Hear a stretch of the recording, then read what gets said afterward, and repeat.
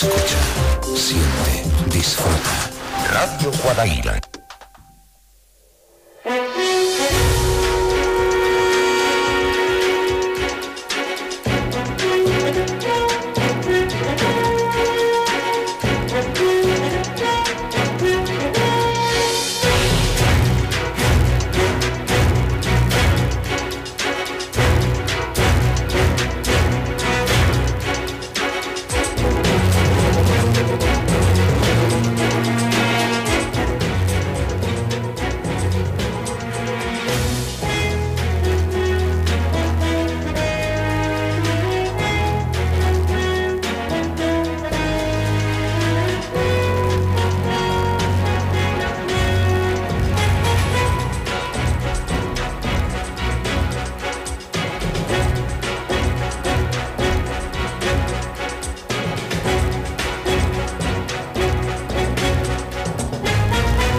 La Asamblea General de las Naciones Unidas declaró el 2 de abril como Día Mundial de la Concienciación sobre el Autismo, con el objetivo de mejorar la calidad de vida de los niños y adultos con autismo y que puedan tener una vida plena y digna. Cada año se elige un tema, una campaña, un lema para intentar hacer una sociedad accesible.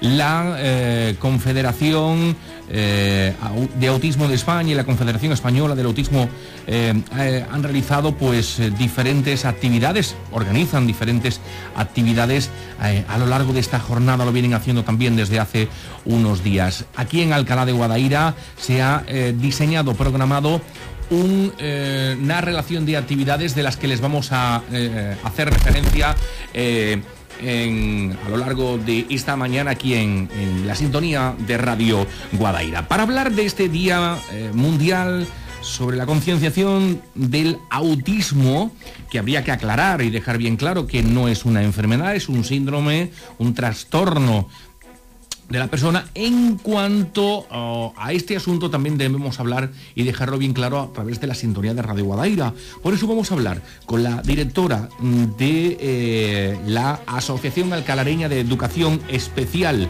Auxiliadora Sánchez, a quien saludamos a esta hora de la mañana. Auxiliadora, ¿qué tal? Buenos días. Buenos días. Bueno, nos gustaría que nos, a modo de introducción un poco, nos hablara de este problema. Y digo bien, no es una enfermedad, es un síndrome. Cuéntenos, háblenos un poco de del autismo. Efectivamente, el autismo no es una enfermedad, sino que, como bien has dicho, es un trastorno del desarrollo. Un trastorno del desarrollo que habitualmente se da en la etapa infantil y que se manifiesta de forma muy diferente, no se puede generalizar. Pues hay una línea de síntomas y una línea de características que es muy heterogénea. Uh-huh. Fundamentalmente el autismo se caracteriza por dificultades en el lenguaje y en la comunicación, pero esto no quiere decir que la persona con autismo sea incapaz de hablar o no pueda comunicarse. Uh-huh. Hay también dificultades en las relaciones sociales, en comprender, sobre todo en la comprensión de las relaciones sociales, aunque igualmente pues si se le ofrece un espacio y se le ofrece recursos, pues tampoco significa que no se relacionen, ¿no? Como, bueno, el autismo la verdad es que tiene hay mucho prejuicio sobre él, porque también el cine un poco se ha encargado de ello. Uh-huh. Otra de las características fundamentales, que son las tres características que tiene fundamentales, es que tiene ciertos comportamientos repetitivos y que los intereses son pues limitados, ¿no? Pero bueno, igualmente con apoyos adecuados es posible que la persona amplíe sus intereses. Uh-huh. Así que las tres patas, digamos, el lenguaje, las habilidades sociales y los intereses que tiene la persona, pues es lo que un poco describe a la persona con autismo. Supongo que en este problema, como en otros, habrá grados en cuanto a situaciones peores o mejores, o cuéntenos un poquito, ¿cuáles puede ser la variedad de grado, podríamos decir, en cuanto a lo que pueda sufrir un chaval con este problema? Pues mira, como bien dices, la variación es enorme. Si nos centramos, por ejemplo, en el lenguaje, tenemos desde el niño o la niña que no habla. Esto no significa que no tenga lenguaje o que no se comunica a su manera, ¿no? Que no habla, hasta el chico que tiene un vocabulario con un enriquecido como, vamos, podría ser incluso mejor que cualquiera de personas de las que no tenemos autismo. Y va pues desde ahí, ¿no? Desde la persona que no habla hasta la persona que tiene un lenguaje muy rico, pero sí que es verdad que a lo mejor tiene intereses muy concretos. También muchas veces se asocia autismo con discapacidad intelectual, con diversidad funcional intelectual. Pues no es cierto. De hecho, hay personas con autismo que sí que tienen un CI inferior a la media, pero hay otras personas que tienen autismo y tienen un coeficiente intelectual superior a la media. Eso es muy frecuente también.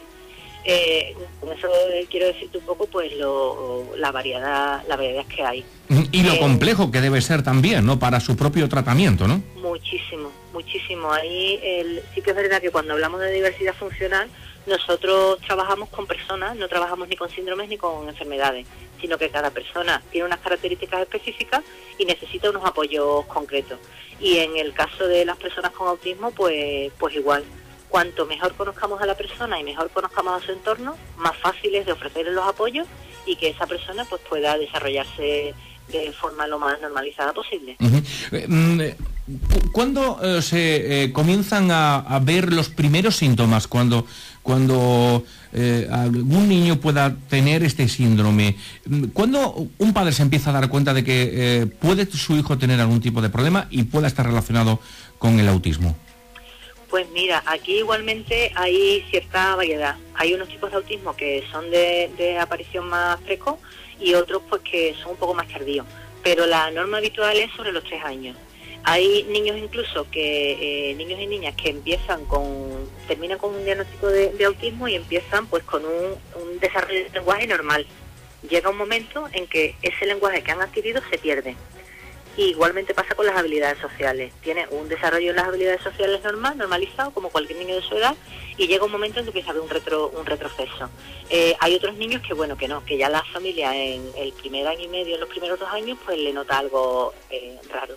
Pero lo normal, ya te digo, es que entre los 2 años, año y medio, 2 años y medio, la familia ya note que algo, pues bueno, que no va bien, ¿no? No va bien, sí. Auxiliadora, vamos a ver, para aquellas personas que tengan pues alguien en la familia con autismo, pues a lo mejor puede conocer un poco más, puede entenderlo de otra manera diferente, pero para aquellas personas que no tienen o que no conocen o que no saben, ¿cómo se puede descubrir? ¿Cómo se puede saber? Y sobre todo también, ¿cómo se puede ayudar? O por lo menos, ¿cómo se puede tener una relación normal con una persona que tiene este trastorno? Pues mira, en primer lugar, lo que hay que evitar sobre todo es hablar de autistas, y porque eso califica a la persona, y la persona es mucho más que eso.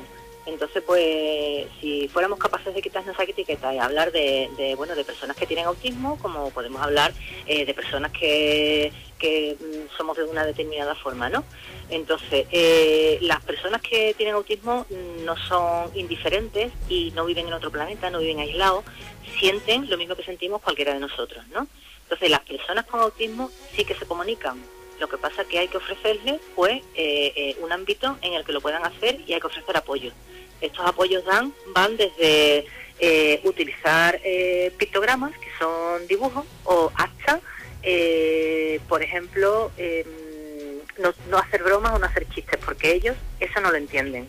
El chiste y la broma pues les cuesta mucho entender las segundas intenciones. Ellos el lenguaje lo entienden de forma literal.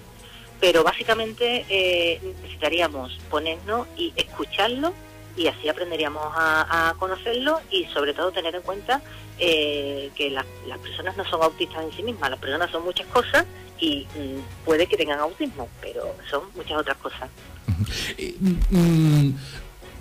Hay a lo largo de los últimos tiempos se han creado muchas plataformas, muchas entidades que están tratando de dar a conocer un poco más este problema. Se está trabajando mucho más para que la sociedad pueda conocer este problema. Sin embargo, esto ocurre desde hace relativamente poco tiempo hasta estos días. Quizás ha sido un problema que no se ha tratado de casi esconder, podríamos catalogarlo de esta manera, Ausi. Pues sí, pues básicamente esto pasa con cualquier cosa diferente, no solo pasa con el autismo, pasa también con el síndrome de Down, pasa con cualquier tipo de persona que tenga algún problema, ¿no? De hecho, pues bueno, intentamos de conseguir que la sociedad se acerque a este tipo de situación, pero teniendo en cuenta que lo que se acerca es algo diferente, y la diferencia en sí misma no es negativa, sino todo lo contrario, puede enriquecer, ¿no? Entonces, pues como toda la vida, esto es cuestión de valores, y mientras que nos empeñemos en intentar que las cosas sean de una determinada manera y negar la diferencia, pues nos va a costar un poco de trabajo. Entonces, pues es un poco eso, incluir la diferencia en todo, y que las cosas no hay una sola forma de hacerlas, sino que hay muchas formas de hacerlas, y no tenemos que estar en posesión de la verdad y creer que lo que hacemos nosotros es de esta manera y no puede ser de otra. Entonces, un poco aceptar la diferencia. Para mejorar la calidad de vida de cualquier persona que sufra autismo, ¿es suficiente con el tratamiento, es suficiente con el trabajo o es suficiente con las dos cosas? Mira, para mejorar la vida de las personas, no solo de las personas que tienen autismo, sino de su familia, porque en definitiva la persona no es un ente aislado que vive ahí, sino que la familia también es su apoyo fundamental y principal, ¿no? Entonces, para mejorar la calidad de vida de la persona y de su familia, es importante primero un diagnóstico temprano, porque en el momento que haya un diagnóstico temprano se empieza a ver una intervención que sea lo más especializada posible, y los niños en sus primeros años el cerebro tiene una plasticidad que después no es la misma, y ahí sí que se puede trabajar y se gana mucho. Y después, pues bueno, recursos sociales y comunitarios, que hay veces los que tenemos es los que tenemos, y bueno, ofrecerle la posibilidad y la oportunidad de que participen en la sociedad. Sobre todo eso, las oportunidades están fuera de los centros, y los centros somos pues un recurso para que la persona llegue en las mejores condiciones posibles, pero las oportunidades para todos, para nosotros, para ellos, para cualquiera, están fuera. Ahora hablaremos de ese entorno con una madre precisamente de un chaval que sufre este trastorno, un chaval de 9 años. Queremos conocer y profundizar un poco más cómo es el día a día de la familia, de él, de sus relaciones, y se lo ofreceremos enseguida aquí en la sintonía de Radio Guadaira. Pero como profesional, auxiliadora, como persona que trata con personas que sufren autismo, ¿qué mensaje daría a quienes escuchan la radio a esta hora de la mañana? Pues nada, simplemente todo es mucho más fácil de lo que nos empeñamos en hacer. Entonces muchas veces aprendemos más de la otra persona pues escuchándola y viendo y poniéndonos en su papel y viendo cómo nos sentiríamos. Pues muchísimas gracias, como directora de la Asociación Alcalareña de Educación Especial, que también trata pues chavales con autismo, y que hoy, en ese Día Mundial, pues hoy queremos profundizar y adentrarnos un poco en el día a día de aquellas personas que sufren este síndrome, de este trastorno. Muchísimas gracias por acompañarnos en esta mañana. Gracias. Auxiliadora, un saludo, buenos días. Buenos días.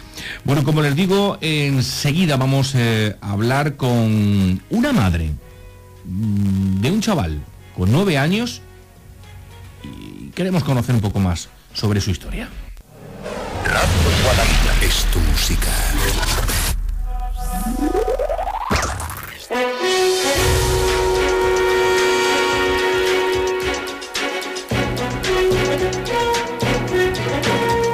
Hablando en esta mañana aquí en la sintonía de Radio Guadaira del Día Mundial de la Concienciación del Autismo, que se celebra de una manera muy especial también aquí en Alcalá de Guadaira. De hecho, hoy se va a leer un manifiesto en la puerta del ayuntamiento. Lo va a hacer un chaval de los que componen la Asociación Alcalareña de Educación Especial, para reivindicar, para pedir, para concienciar y sobre todo para alzar la voz en esta mañana para la normalización, evidentemente, de aquellos que sufren este trastorno, y del que estamos hablando profundamente aquí en esta mañana en la sintonía de Radio Guadaira. Por cierto, al hilo de todo ello, el próximo día 10 de abril en el Teatro Gutiérrez de Alba, a partir de las 4:30 de la tarde, se van a celebrar una jornada provincial con el título Trastorno del espectro del autismo. Será aquí en nuestra ciudad, la entrada a la asistencia es totalmente gratuita y se hablará de muchos asuntos que están relacionados con este problema.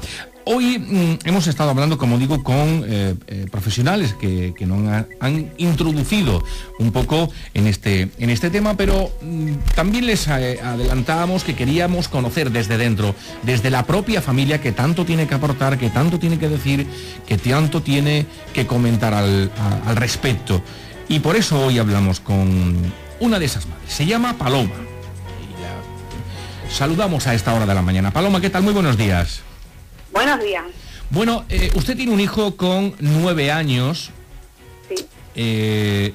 Y nos gustaría conocer un poco más la historia, primero de él, para conocerle un poco más, y después cómo es el día a día de la propia familia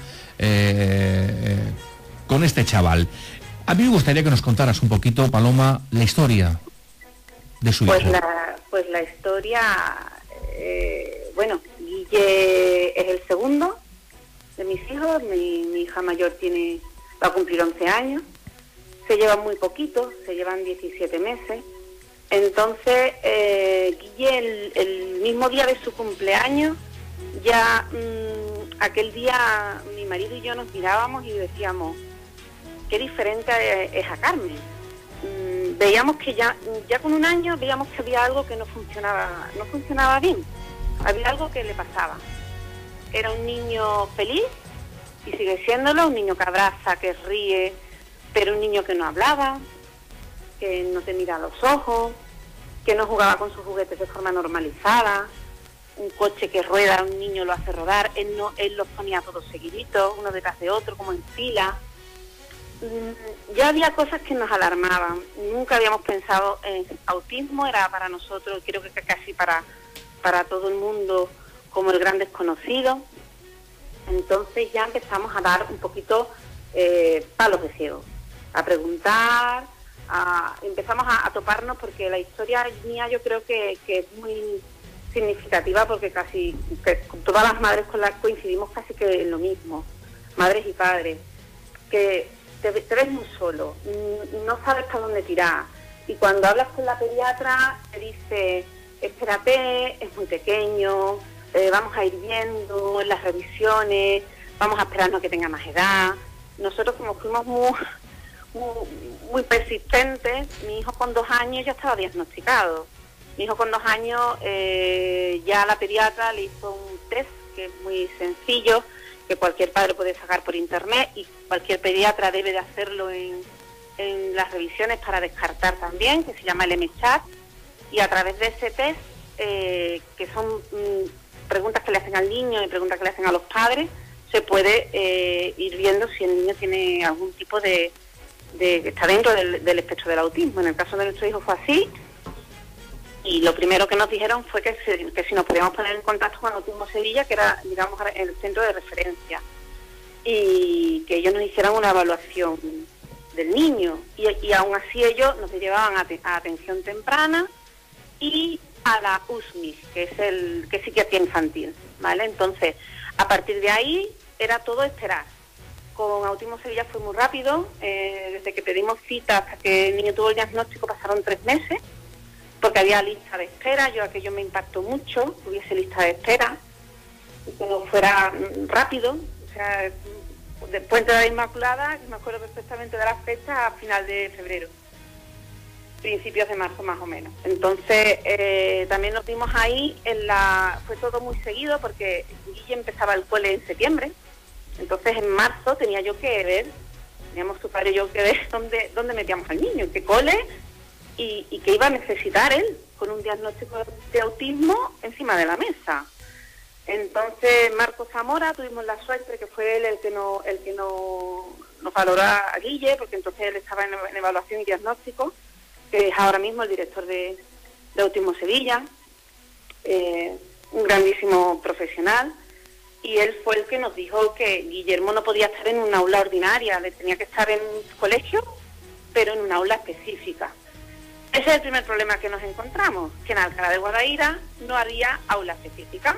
Había un aula de plurideficiente, se llamaba, en el Fabiola. Entonces, allí había niños de diferentes discapacidades. Un niño con autismo no puede estar con otros niños en el sentido de que la clase tiene que estar con pictogramas, tienen que tener... la metodología es tan específica que era como... allí no, pero bueno, lo matriculamos allí porque era el único sitio que había en Alcalá. Y ahí empieza nuestra lucha con educación. Entonces, era idas y venidas a la zona de Tamarguillo, a ver si se podía abrir una aula específica en Alcalá. Ya empezamos a juntarnos muchas madres. Yo ya me enteré, pues tal, también tiene un niño con autismo, lo lleva a Sevilla porque en Alcalá no hay. Y claro, terminamos las madres, y esta es la palabra, exiliadas de nuestro propio pueblo. O sea, de irnos a Sevilla todos los días con los niños, porque, y los madrugones que eso conllevó, o sea, los principios fueron horrorosos. Mi hija era muy pequeña, tenía que estar en la aula matinata que yo pudiera llevar a mi hijo a Sevilla a las 9, yo no podía estar en 2 colegios a las 9, pues imagínate, colegios, comedores escolares, para poder estar a una hora en un cole, a otra hora en otro cole, un lío tremendo. Yo tuve que pedir traslado de trabajo a Sevilla también, horrible. O sea, los primeros años han sido muy, muy malos. Después estuve en otro cole, también en Sevilla, nos fuimos tirando un poquito para Alcalá, porque ya el otro colegio ya no estaba en el centro, sino que estaba en Sevilla Este, y ya por fin conseguimos que se abriera la aula específica del Colegio Romana. Ya ahí mi hijo necesitaba otro tipo de atención. Mi hijo tiene una discapacidad intelectual importante, tiene un 65% de discapacidad, entonces muy poco vocabulario, casi que, digamos, podríamos decir que no habla, él no sabe que se llama Guille, o sea, sabe porque te mira, pero si se perdiese, él no sabría decir, me llamo Guille, vivo en tal sitio, este es el número de teléfono de mi madre, él no sabría decir eso. Entonces es un niño que necesitaba ya estar en un centro. Ese ha sido otro periplo nuestro, porque que nos cambien el dictamen de escolarización para que entrase en un centro que está ahora mismo aquí en Alcalá de Guadaira, que es un centro, el único centro que tenemos, que es Molino de Guadaira, que funciona muy bien, pues nos ha costado también mucho, la verdad. Luego, eso con respecto a educación, pero tema discapacidad y tema dependencia ya sería más que un libro, porque ha sido también otro periplo. O sea, la discapacidad tardó 1 año en llegar, la dependencia tardó 3 años, y 3 años porque además llevamos a juicio a la Junta de Andalucía, hicimos un contencioso administrativo que ganamos, y animo a quien esté en esta situación que lo haga, porque se están ganando, porque si su hijo tiene un diagnóstico y tiene mi hijo estaba con un grado 3 de dependencia y sin venir el dinero, ¿verdad? Que ya estaba hasta valorado, pero bueno, es que así funciona. En este país existe un bienestar social que ya no existe, que te lo tienes que ganar. Y es muy doloroso, porque ya es doloroso el inicio de todo, y darte cuenta de que lo que tú piensas que debe de tener un niño con discapacidad viene todo ya rodado, porque se luchó mucho por el bienestar de este país y que no se tiene. También hay que volver a lucharlo. Pero bueno, llegado a esto, decir que gracias a que hay buenos profesionales, gracias a que en nuestro caso, nuestra familia, mientras que esos recursos a los que mi hijo tenía derecho llegaron, nos ayudó económicamente, porque las terapias cuestan mucho dinero, las actividades extraescolares cuestan mucho dinero, todo, porque todo tiene que ir con un monitor de educación especial que los entienda. Nosotros cuando hemos ido a cada terapia, hemos ido nosotros a aprender, porque realmente las terapias son para los padres. Nosotros tenemos que aprender a ver cómo ellos ven el mundo para poder comunicarte con él. Eso es fundamental, si no, no hay comunicación ninguna. Y en este caso, los pictogramas, todo lo visual para ellos es fundamental. Y además tú tienes que ponerte ese chip, que es difícil. Los primeros años son difíciles, porque además tienes 2 niños pequeños, y a uno tienes que hablarle de una forma y al otro de otra, ¿no? Entonces es muy complicado. Y todo se complica también por lo que he dicho antes, por lo difícil que es todo, la educación, la sanidad, la dependencia, la discapacidad. Es como que te vas dando porrazos y vas poquito a poco saliendo, ¿no? Uh-huh. Y es muy importante de verdad la atención temprana, que nos demos cuenta cuando hay algo, que sobre todo los profesionales, porque los padres muchas veces tendemos a no le pasa nada, ¿no? Y yo creo que nos dimos cuenta pronto con Guille, porque Carmen y él se llevan muy poco, pero si hubiese sido el primero, seguramente hubiésemos tardado más tiempo en darnos cuenta que a Guille le pasaba algo. Entonces es muy importante el diagnóstico temprano. La atención temprana son unos años tan importantes para que el niño tenga calidad de vida después. De verdad que eso es fundamental. Usted comentaba anteriormente, Paloma, que cuando se estaba celebrando su primer cumpleaños, ustedes dicen que le miraban y que encontraban qué diferencia existe con nuestra otra hija, ¿no? Sí. Empiezan ustedes a notar algunas situaciones que no suelen ser o no pueden o no debían ser en un niño con un año. Para aquellas personas que escuchan la radio, que no hayan tenido nunca ninguna relación directa o indirecta con chavales que puedan tener este problema, ¿cómo se le empieza a notar, cómo uno empieza a notar que está tratando con un niño que tiene, o no tan niño, que tiene este síndrome, este trastorno? Bueno, suponemos que el abanico será muy amplio, evidentemente, muy amplio, pero desde ¿vale? su punto de vista, que supongo... Desde mi punto de vista de madre, porque muchas veces me pasa, y es así, estoy en el parque y miro y no puedo evitarlo, y miro y digo, ¿sabes? Pues mira, están las estereotipias que hace un niño con autismo, son gestos repetitivos, que puede andar de puntillas, o así con las manos como si fuera una mariposa, son gestos muy repetitivos. Luego los juguetes, la forma de jugar con ellos, es muy característico que los alineen. Por ejemplo, en vez de jugar con un puzzle y hacerlo, el niño juega a que los alinea uno detrás de otro, como si fuese un tren. Uh-huh. ¿Vale? Por ejemplo, una cosa muy característica, que no todos los niños son iguales, y no todas las características se dan en todos los niños, que eso también es importante. Por eso el M-Chat se llama M-Chat. Ese test, el que quiera lo puede poner en Google y sale. Es muy característico porque ahí se ven casi todos los ítems, digamos, que te dan las pistas, ¿vale? Mi hijo no te mira a los ojos, nunca. Es un segundo que hemos conseguido ya que sí que te mire. Es muy difícil que te mire a los ojos. Hay otros niños con autismo que sí miran, ¿vale? Pero también es una característica clara de que pasa algo cuando un niño no te mira, no te mira a los ojos directamente. Uh-huh. Que eso era algo que a nosotros nos llamaba muchísimo la atención, que siendo bebé, yo lo miraba, pues lo típico, le dices cositas, porque es un bebé que lo tienes en brazos, que no anda, y yo veía que él me miraba alrededor de mi cara, pero a los ojos no. Y aquello siempre me llamó la atención. En su cumpleaños no sopló la vela, no abrió regalo, era como, ahí estamos todos, pero la fiesta no va conmigo. Mi hijo se dedicó a mirar la lavadora que estaba puesta en la cocina y se sentó, tengo fotos de ese momento, y él estaba mirando cómo rodaba la lavadora. La fiesta no entendía. No era su historia. Para él. No era su historia.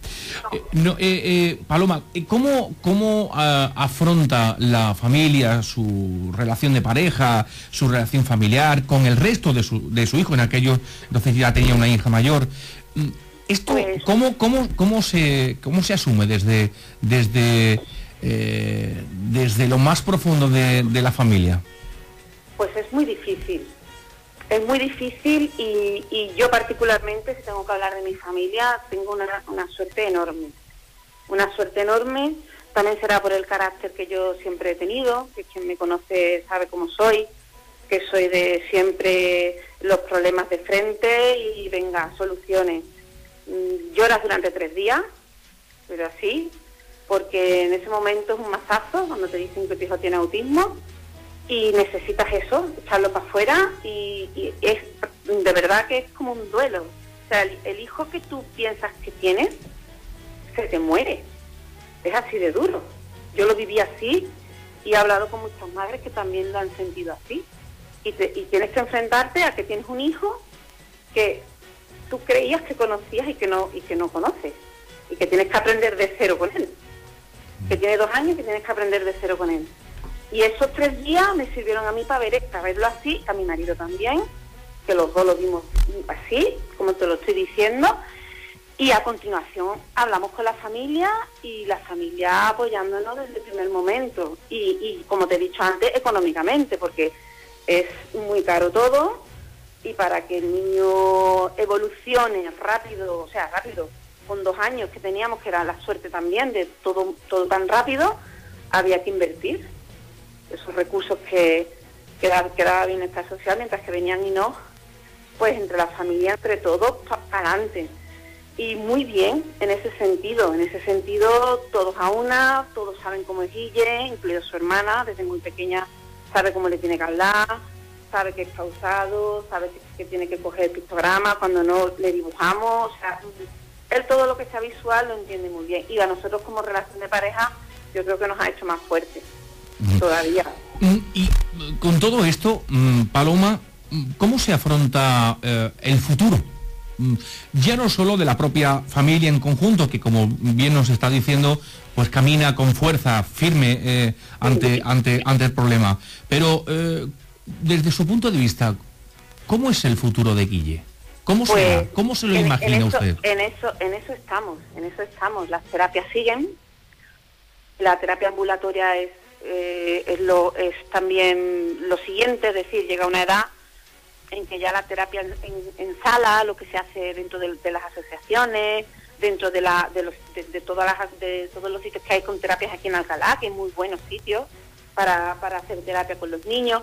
Ya llega un momento en que los niños necesitan la terapia ambulatoria, que se llama, es decir, el terapeuta viene a tu casa. Futuro, pues el día a día, vamos al súper, hacemos salidas al parque, cogemos un autobús, porque ellos intentamos lo máximo posible que tengan autonomía personal, y esa autonomía personal se hace en casa. Ya no se puede hacer en una sala, porque en las salas de terapia se trabaja muchísimo lo que es el método GIS, la visual que hemos estado hablando antes, todo el tema de pictogramas, también las esperas, y son niños que no saben esperar, hay que mediante el juego tienen que aprender a esperar. Imagínate, mediante el juego aprendo a esperar, pero cuando estoy en el médico también tengo que esperar, ¿no? Que todo se lleve luego a cabo fuera de... Y en ello estamos, con terapias ambulatorias, con terapias también en sala, y poquito a poco que él vaya. Sobre todo es importante, el tema del futuro es importante recalcar que estos niños van a necesitar un centro de día. Llegará un momento que van a ser autistas adultos y mayores, y ahora mismo en Sevilla no hay. De hecho, el único colegio, el único colegio específico en toda la provincia de Sevilla es Autismo Sevilla, y hay muy pocas plazas porque no se ofertan más plazas porque educación tampoco invierte más. Son colegios concertados, todos los colegios de educación especial, que solo hay uno en Sevilla público, y claro, todo cuesta dinero. Autismo Sevilla tiene abierta también, ya nueva, centros de día para adultos, pero están completos ya. Están abiertos 2 y los 2 son completos, y vendría muy bien abrir un tercero, ¿no? También concertado, pero bueno, creo que están en ello, y ojalá cuando Guille sea adulto tenga sitio en alguno. Pero lo que les queda a ellos, cuando ya los padres también seamos mayores, duro es ese, inmediato, en casa, con nosotros. Y bueno, yo he tenido la suerte de eso, de apoyo de familia, y se hable mucho todos sus recursos, y gracias a eso yo estoy en casa. Yo ya dejé de trabajar fuera de casa, porque él necesita mucho apoyo, estar encima, y alguien tenía que estar aquí. Así que la que se sacrificó en su trabajo fui yo, y aquí estoy con ellos, por los dos, que de eso también se beneficia Carmen de rebote, que tiene a su mamá en casa, pero que bueno, que es un trabajo diario, duro, 24 horas al día, es no parar, con él no se para, porque además son niños muy movidos, la gran mayoría, hay otros que son más tranquilos, pero la gran mayoría son niños muy inquietos, muy movidos, y tienes que estar constantemente pues entreteniéndolos, teniendo actividades y demás. Paloma, le agradezco muchísimo su testimonio aquí en Radio Guadaira. Nos ha parecido impresionante todo lo que nos ha contado. Es bueno que se celebren días como el que se celebra hoy para concienciar sobre este problema, sobre el autismo, pero deberíamos celebrar estos días, ¿no?, todos los días del año para conocer un poco. Yo os agradezco muchísimo que me hayáis dejado la oportunidad de hablar, de contar la historia, sobre todo de contar con todos los problemas con los que nos encontramos los padres con niños con discapacidad, en este caso con niños con autismo, con respecto a lo que debería de ser el bienestar social y no es, y que bueno, para nosotros ha terminado haciéndolo, pero con mucha lucha y tarde, ¿no? Pero bueno, que un poquitito también un toque de atención a las administraciones, que nos pongamos las pilas porque los años pasan y a los niños pequeños hay que cogerlos a tiempo para darle todo lo que necesitan antes de que se desarrollen completamente, que es importantísimo. Ahora que está utilizando el altavoz de la radio, ¿qué le diría a la gente que escucha en estos momentos? Pues que miren a su alrededor, que hay niños con autismo, que a veces pasan por mal educados, que se pasa muy mal cuando estás en el súper y por lo que sea tu hijo pues grita porque un ruido no le ha gustado y mira mal, como que pasan como niños mal educados, y que se paren un poquito a pensar que lo mismo no es un niño mal educado, sino que es un niño con autismo o un niño con discapacidad, con algún problema de discapacidad, llamémosle X, y que lo que le pasa es que no entiende qué está pasando, qué ruido es ese, o que tengamos un poquito de conciencia. Por eso se celebra este día. 1 de cada 160 niños nace con autismo. Es así, para mí me parece una barbaridad, pero es verdad, es la verdad. Están naciendo muchos niños con autismo, y esos niños van a ser adolescentes el día de mañana, van a ser personas mayores el día de mañana, y debido a que ellos no tienen unos rasgos, no tienen, no sé, me pongo el ejemplo de siempre, ¿no?, de síndrome de Down. El síndrome de Down tú lo ves, pero al autista no se le ve. Entonces, por eso pasan como niños mal educados, y no lo son. Son niños que no entienden el mundo que les rodea como los demás, y hay que tener un poquito, pues eso, de mirar con otros ojos, que para eso se celebra este día, para que tengamos conciencia de que existen muchas discapacidades, y entre ellas pues también está el espectro del autismo. Una llamada de atención, desde luego. Paloma, muy agradecido de verdad por su testimonio aquí en la sintonía de Radio Guadaira. Rompamos juntos, como dice, rompamos juntos esas barreras por el autismo, como nos pide el eslogan de la campaña que se está llevando a cabo, para que la gente, la sociedad, los ciudadanos conozcamos un poquito más sobre este síndrome, sobre este trastorno, sobre este problema que muchos, 1 de cada 160 niños lo sufren, y que esos niños se harán mayores, y que debemos compartir con ellos esta sociedad que nos ha tocado vivir. Muchísimas gracias por acompañarnos en esta mañana. Un saludo. Día Mundial de la Concienciación sobre el Autismo, y hoy tratado aquí ampliamente en la sintonía de Radio Guadaira, en la radio pública de Alcalá. Más y mejor música.